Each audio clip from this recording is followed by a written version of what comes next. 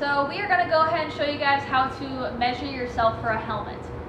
So a couple of things. First, you're going to go ahead, take yourself some seamstress tape. The reason why it works best is because it's a lot more flexible, so you can get a much more accurate measurement, but also because then you're not going to nick any ears with some tape measure while you're doing this.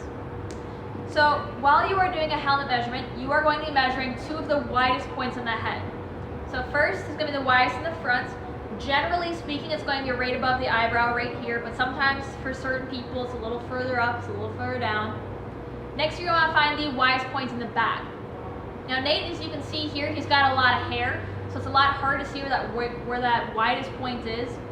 So usually it's going to be about here. So usually your measurement's going to run a little bit diagonally here in order to get that measurement. So we're going to go ahead. First, we'll make sure we don't get his ears. Bring it around that widest point in the front. Bring it around the back.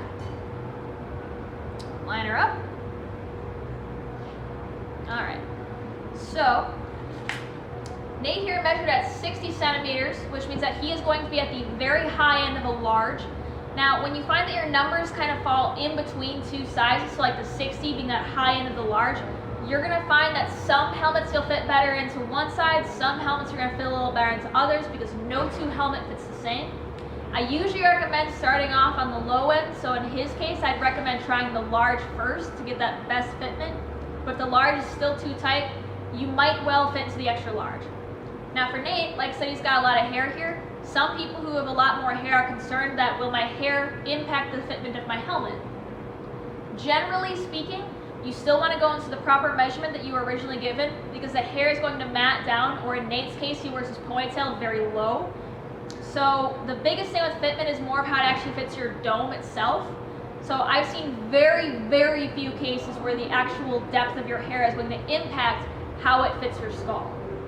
Same thing as before, I'm looking for the widest point in the front, which is right above the eyebrows, and the widest point in the back, which with his hair you can see a lot better, is right about here. Take my tape. Make sure I'm not catching any ear. Around.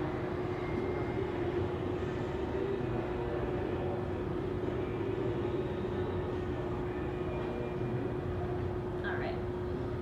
So in Trevor's case, he is measuring the high end of a small. So smalls or medium is probably what he's going to go into. Since he's got less hair, it's a lot easier to see, a lot easier to measure, but at the end of the day, it's all about how the actual dome fits. So Nate here is actually wearing a helmet that is too big for him. I'm going to show you exactly why. First off, Nate, go ahead and grab the chin bar and move the helmet back and forth. See how easy that helmet moves around? The cheek pads there, not properly clenching onto his cheeks. You usually want to have like a really, really chubby chipmunk face when you're inside of a helmet, but here's the big reason as to why this helmet doesn't fit. Nate, go ahead and stick your fingers right up to the forehead here.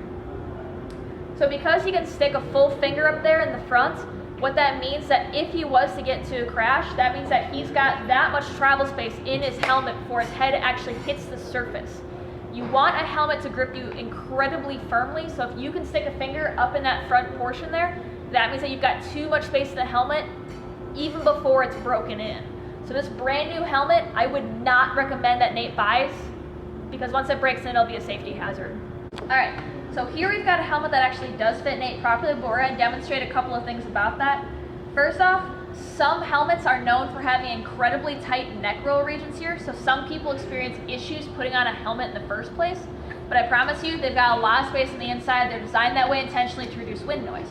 So you're going to see as Nate puts on this helmet, he's actually going to have a little bit of a struggle doing so, but it's incredibly normal. Let's see how he pulls out the sides here to get ready for that. Alright, so now the helmet's on, see how the cheek pads are pushing up his cheeks quite a bit there? That's normal. Go ahead and see if you can put any fingers up through here. Yeah, can't fit any fingers up in there. So go ahead and try to move the helmet around. So things that we're looking for is that if you see as he's moving it, the top portion of his skin is moving as he's moving the helmet. What that shows me is that it's gripping there firmly. So if he was to get into a crash, that helmet is going to stay precisely in place. Now, it's actually really common also for helmets that are brand new for your ears to fold over on the inside. Those helmets that have those really tight neck roll regions are particularly known for that.